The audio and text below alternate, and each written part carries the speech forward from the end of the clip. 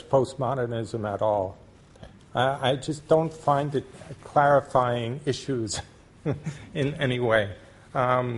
Negative criticisms that they have towards the Enlightenment project and things like this, I think that you can find them better expressed by other philosophers. But, this is just my own personal taste. I oftentimes say that maybe this is just a prejudice because the first time that I started seriously, I tried to read Derrida.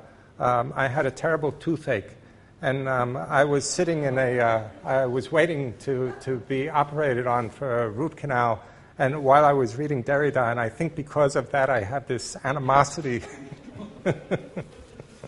So it's not serious, but personally I'm not interested in postmodernism very much. I don't find the critique to be stated clearly enough to be very fruitful. I want to talk about the concept of God in the Shia traditions. So, if we want to understand, and this is just an example, looking at the concept of God in Shia traditions, but you could do the same kind of methodology and follow this in with respect to other theological concepts. If we want to understand religious concept in Tashayyu, in the traditions of the Shia, the first thing that we need to do is understand how this concept can be found and how it works in the Quran. And I'm not going to discuss that because I'm going to assume that you have background in Quranic teachings about the nature of God. In what's specific to Shiite ideas is that the guidance towards God doesn't stop with the passing away of the Prophet sallallahu alaihi wasallam, but it continues through the Imams. In Sufism, likewise, the guidance on the path towards God continues through the Sufi Qutb, or the Sheikh, who acts as a pole or qutb of orientation. For both the Shia and for the Sufis, there's a divinely appointed guide who is a divinely perfected human being.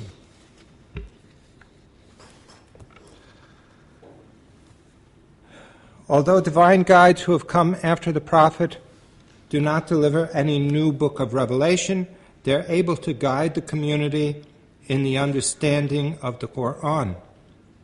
According to a narration attributed to Imam Sadiq alayhi salam, quote, "The book of God, magnificent and exalted is He, comprises four things: expression, illusion, subtlety, and reality. The expression is for ordinary people, the illusion for the elite, subtlety for the friends of God, the awliya, and reality for the prophets." While both Sunni Muslims and the Shia accept the Quran as a record of divine revelation sent down to the Prophet Muhammad sallallahu alaihi wasallam, they differ with regard to the other religious texts they use. For the Sunnis, the most important texts after the Quran are the canonical collections of Hadith, which report the words and deeds of the Prophet. The narrations contained in these collections are considered authentic, sahih. For the Shia, there's a different collection of texts, and they contain narrations about the words and deeds of the Prophet, his daughter, and the 12 Imams. And it's granted that the narrations must be continually reviewed for authenticity. These collections of narrations, or rivayat, contain some of the most important sources for the concept of God in Tashayyu. Among the earliest collections in which the concept of God is treated extensively, the Usul al-Kafi and Tawhid of Sheikh Saduk are especially famous. Usul al-Kafi of Kulaini and Tawhid Saduk. The collection of the sermons, letters, and sayings of Imam Ali, alayhi salam, Najl al-Balagha, compiled by Sayyida Razi, who died in the 11th century of the Common Era, has also come to be used as an authoritative source for the concept of God by contemporary Shiite theologians.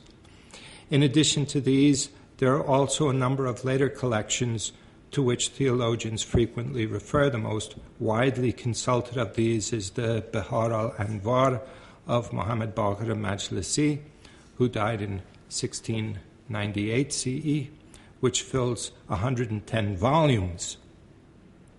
The Muhaddithin, or collectors of hadiths, sought to put an end to speculations that were current, according to which God has a human form or that he has a body. So Kulaini reports explicit denials from Imams Jafar and Musa Kazim that God has a body or a form. The attributes of God are divided into attributes of action and attributes of act, and this seems to have been established practice in Qom. The efforts of the Muhaddithin were to put Shiite theology on a sound basis derived from narrations attributed to the Imams, and to put an end to materialist and anthropomorphic theological speculations. In order to get a taste for the flavor of the narrations pertaining to the concept of God, I recommend Tawhid of Sheikh Saduk. This book is composed of 67 chapters, or Abwab. The first chapter is about the blessings incurred by affirming divine unity, Tawhid. The second is about divine transcendence, on Tawhid and the denial of similarity. One of the narrations in this chapter reports through a chain of narrators, including Imam Hussein alayhi salam, that in a sermon at the mosque in Kufa, Imam Ali alayhi salam said the following: "Praise be to him who is not from anything, and who did not bring things into being from anything, who made the creatureliness of things witness to his pre-eternity, and the brand of their weakness to his power, and the inevitability of their mortality to his eternity. No place is empty of him, so that he would be perceived through where he is. He has no likeness similar to him, so that he would be described by a quality. Nothing is hidden from his knowledge, so that he would know through an aspect. He's separate in attributes from all things that have come to be. He made it possible for himself to be perceived through the origination of changing essences. Because of his greatness and might, he's outside of all changing states. The most penetrating perspicacity is unable to define him, and the most incisive, profound thought is unable to tell how he is. The natures that swim in the oceans of knowledge are unable to imagine him. The locations do not include him because of his greatness. No amount measures him because of his magnificence. No standard accounts for him because of his greatness. He prevents any imagination from reaching his depths, and any understanding from grasping him, and any minds from comparing him with anything. The lofty intelligences despair of comprehending him. The seas of knowledge became dry from gesturing towards his depths. The subtleties of fantasy return with smallness from climbing to the description of his power. He is one, but not in number, constant, but not temporal, subsisting but not with any support. He is not of any type for other types to match him. He is not a phantom for other phantoms to be similar to him. He is not like things for attributes to apply to him. The intellects are lost in the waves of the whirlpools of perception of him. The imaginations wonder at the comprehension of the remembrance of his eternity. Understandings are frustrated by trying to gain awareness of a description of his power. Minds are drowned in the whirlpools of the spheres of his sovereignty. He has power over all boons, blocked by his greatness, Lord of all things, not aged by time, not comprehended by descriptions. The hard fixed things humble themselves to him at the extremities of the places where they are set. The firm causes yield to him at the limits of the heights of their radii. By the universality of all kinds, witnesses born to his lordship, and by their weakness, witnesses born to his power, and by their splittings, weaknesses born to his eternity, and by their vanishings, witnesses born to his persistence. And there is no way for them to avoid being perceived by him, and there is no exit for them from his comprehension, and there is no cover for them for his accounting, and there is no prevention for them from his power over them. The excellence of his craft is sufficient for things to be signs of him, and the complexity of nature is sufficient for them to refer to him, and temporal origination is sufficient as a reason for his precedence. The firmness of his crafting is sufficient as an admonition indicating him. So no limit is attributable to him, and no similitude may be struck for him, and nothing is covered from him. He is exalted beyond the striking of likenesses and the attributions of creatures, a great exaltation. Excuse me for the long quote, but I think it gives I really like that one. It gives a good feeling of the kind of material that you can find in the Hadith literature. Other topics that are discussed in Sheikh Saduq's Tawhid include the meanings of Tawhid, interpretations of the ayah of the Quran pertaining to Tawhid, the relationship between Tawhid and justice, divine incorporeality and formlessness, that God is a thing, because to deny this would be to deny his existence, the senses in which he is invisible and visible, really beautiful discussions of the visibility and invisibility of God, various divine attributes, power, knowledge, kindness, will, etc., the distinction between attributes of essence and attributes of action, what it means to be near or with God, the denial of place or time for God and any sort of motion, the difference between divine names and creaturely attributes, the denial that there are two gods, the denial that God is a third of three, the senses in which God is unknowable and knowable, the creation, the divine throne, salvation and damnation, the rejection of determination and libertarianism, divine justice, and some narrations about the discussions of Imam Riza alayhi salam with non-Muslims. With Sheikh Saduq and Kulaini, we find an overlap between the narration of what the Prophet and Imams have said and theological work as a theologian.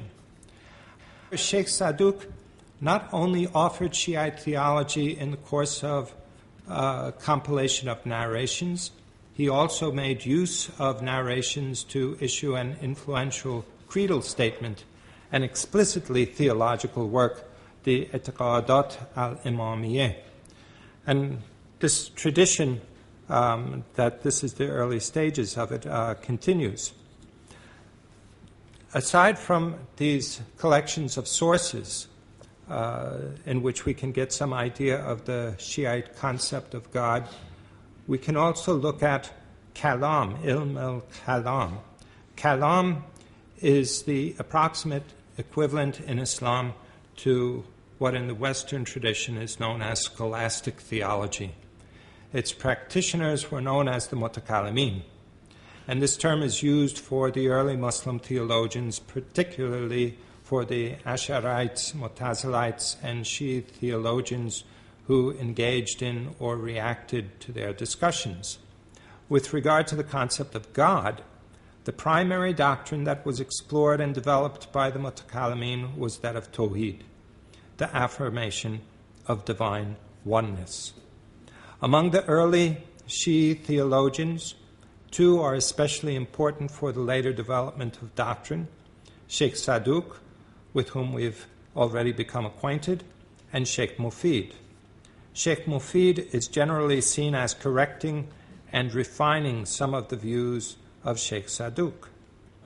One of the main goals of the work of Sheikh Saduq was to defend Tashayyu from charges of anthropomorphism. Another goal may have been to defend a rationalism within the ranks of the Shia, for there had been significant anthropomorphism among some of the earlier Shiite theologians. As we've seen in his collection At-Tawhid, Sheikh Saduq defended a non-anthropomorphic concept of divinity on the basis of narrations attributed to the 14 infallibles, the Prophet Muhammad, his daughter Fatima, and the 12 Imams. May God's benedictions and blessings be granted to Muhammad and his family. Interspersed in the narrations are Sheikh Saduq's arguments that God is unlike any of his creatures because God is completely eternal, despite the fact that his acts and creatures are temporal. Everything that is a cause of a temporal act is itself temporal, except for God. Hence, God is unlike his creatures. Sheikh Saduq also argues that there can't be two creators, that bodies are not eternal, that God's attributes are not existence additional to the divine essence. The main divine attributes discussed by the Mutakallimin were life, power, and knowledge. The divine attributes are divided, as in Kulaini's work, into attributes of essence and attributes of act. The attributes of essence are those that apply eternally to God independently of his acts, such as the three mentioned, life, power, and knowledge. The attributes of act are those that involve the production of effects in time, and these were understood to be God's hearing, seeing, willing, and speaking. In his creed, the Etiqadat al-Imamiyyah, the first 2 of 45 chapters deal with Tawhid and the divine attributes. Problems concerning specific attributes are reviewed in subsequent chapters. Here we find an explicit statement that the various anthropomorphic images that occur in the Quran and Hadiths must be understood as symbols.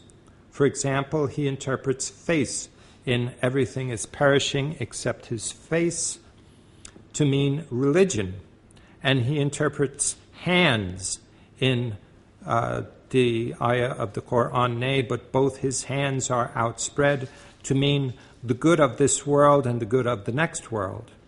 More than half of the first chapter consists of such interpretations.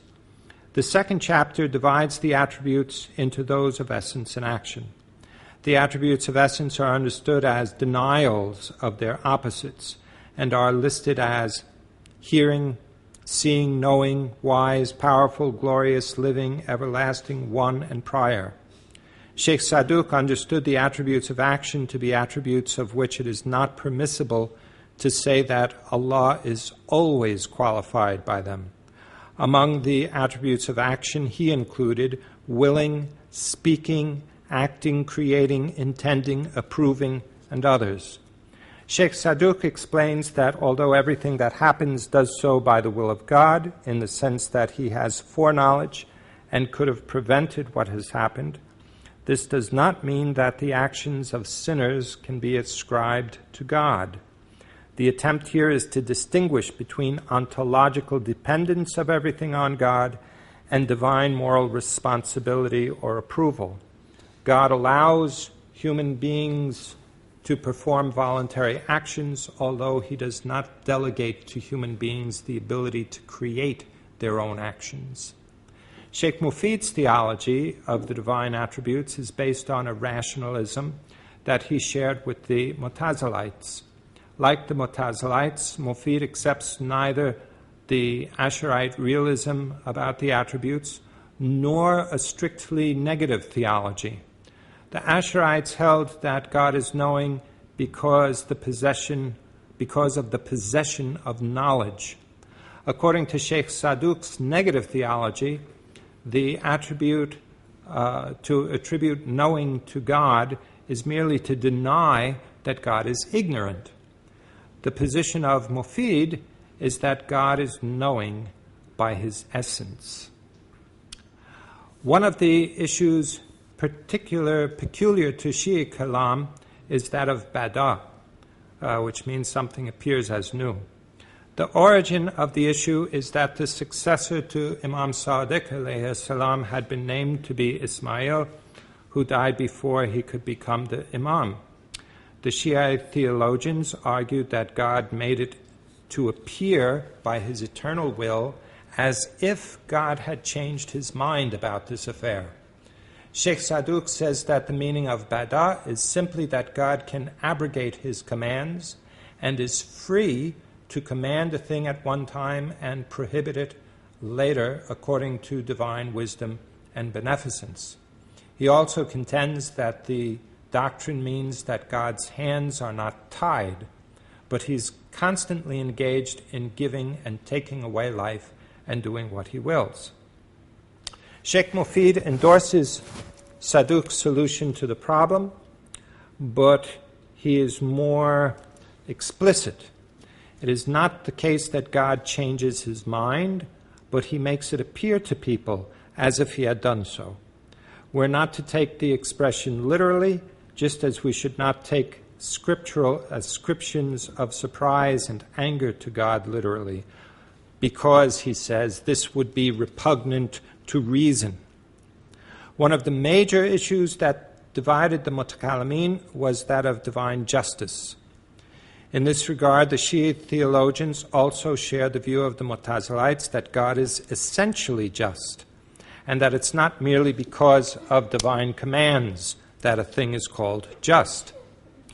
In all of this, the sort of rationalism that is found in Sheikh Saduq's rejection of anthropomorphism is strengthened by Sheikh Mufid, who explicitly allows that reason must judge where religious texts may not be taken literally.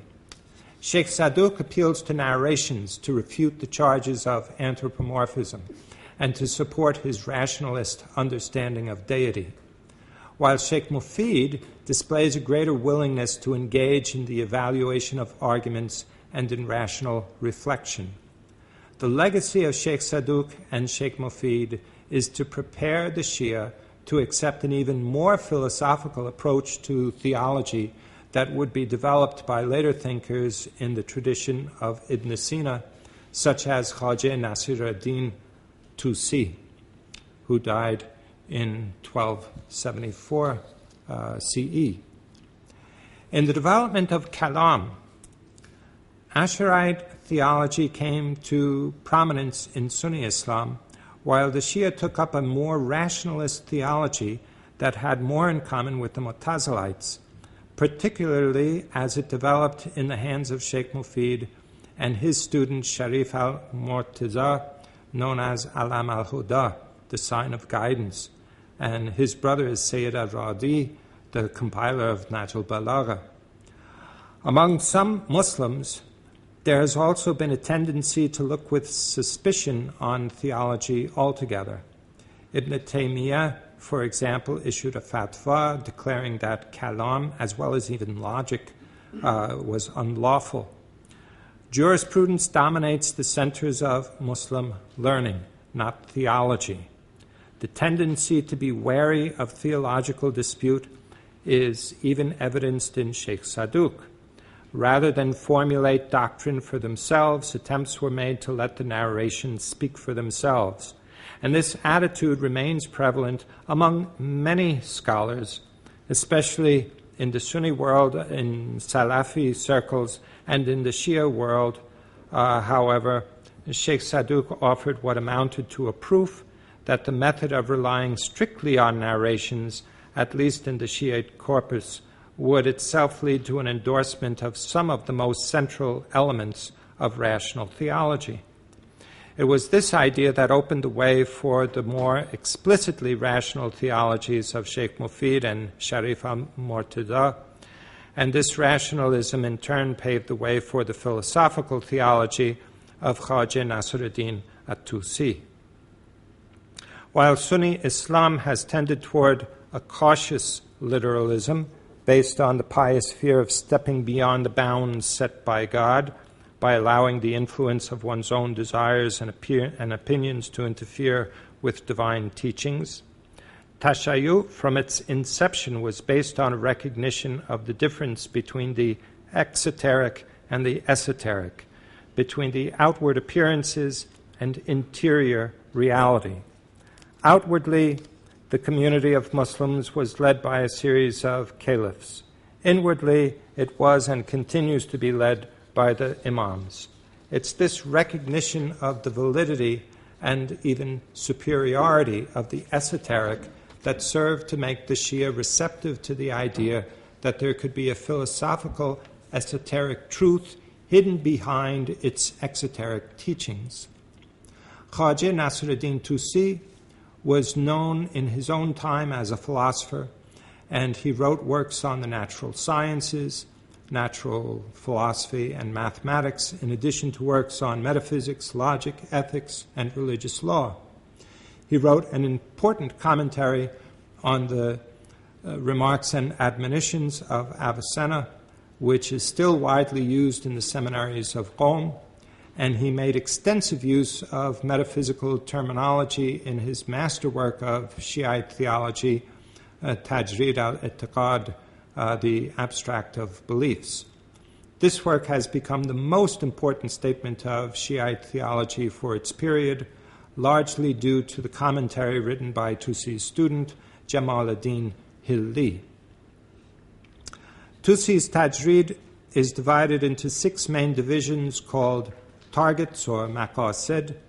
The singular is maqsad. The first maqsad is about general matters and is subdivided into 3 chapters: on existence and nothingness, 2, on quiddity and that which pertains to it, and 3, on cause and effect. These chapters deal entirely with general metaphysical issues, and there is no revealed theology in them at all. The second maqsad is on substance and accident, and it's divided into 5 chapters: on substance, bodies, additional issues about bodies, immaterial substances, and accidents, including problems on quantity, quality, and relations. Like the first maqsad, as is obvious from the chapter headings, the second is also about metaphysics. The first 2 parts take up more than a third of the entire work. The third maqsad finally arrives at theology in the specific sense, with a discussion of the proofs for the existence of God. The 3 chapters of this maqsad are on divine existence, on the divine attributes, and on the divine actions. In these matters, the influence of Ibn Sina or Avicenna is perfectly clear. The 4th maqsad is on prophethood, the 5th on imamate, and the 6th and final maqsad is on the resurrection. Like Avicenna, Tusi's proof for the existence of God is a proof for the wajib al-wujud, that which is necessary with respect to its existence. The entire doctrine of God and the interpretation of the attributes stems from the idea that God's existence is necessary. If Anselm's theology may be called a perfectionist theology, because the perfection of God functions in it like an axiom from which the rest of his theology is derived, Khwaja Nasruddin Tusi's theology could be called a modalist theology, because so much of it derives from the necessity of God's existence. With Tusi, the systematic philosophy of Avicenna becomes a part of the theology of Tashayyu. not only because of the centrality of the idea of the Wajib al-Wujud, but also because the methodology of Shi'i kalam becomes demonstrative instead of dialectical. Eventually, Shiite kalam came to be characterized by 5 salient doctrines: Tawhid, prophethood, imamate, justice, and the return. The doctrines of Tawhid, prophethood, and the return are held in common with other Muslims, although there are differences in the understanding of the doctrines, while the doctrines of divine justice and imamate are specific to the Shia. Tawhid is treated in contemporary Shiite kalam as consisting of 4 principles. Tawhid of essence, if it is argued that there are other things that exist necessarily, such as numbers, forms, propositions, and other abstract entities, the response typically given is that such entities only have a conceptual existence, or etibari, these are etibari things. God alone has real hakiki existence that's necessary in the external world. Tawhid of attribute means that the divine attributes of essence are identical to the divine essence. This leads to a puzzle of how 2 attributes that are distinct, such as omniscience and omnipotence, can yet both be identical to the divine essence. It would seem that if A equals C and B equals C, we should be able to derive A equals C. To this objection, the reply given is that the difference between omnipotence and omniscience is not due to the fact that they signify different realities, but because we conceptualize the single divine reality in different ways. Tawhid of action means that whatever actions we perform are, in a sense, performed by God. However, it is we who are responsible for them. And even if our performance of the deed is sinful, God's performance is not sinful, since He does not approve of the deed and allows the deed is performed only through our own free will. The philosophical approach to divinity among the Shia is dominated by the later developments in philosophy, particularly through the work of Mullah Sadra. Mullah Sadra's philosophy is called Hikmat al-Muta'aliyeh, or transcendent wisdom, and it draws heavily from Ibn Sina, Sohrawardi, and the theoretical mysticism of the school of Ibn Arabi. When students of the seminaries wish to probe more deeply into issues pertaining to Tawhid than what they can learn through the study of Ibn Sina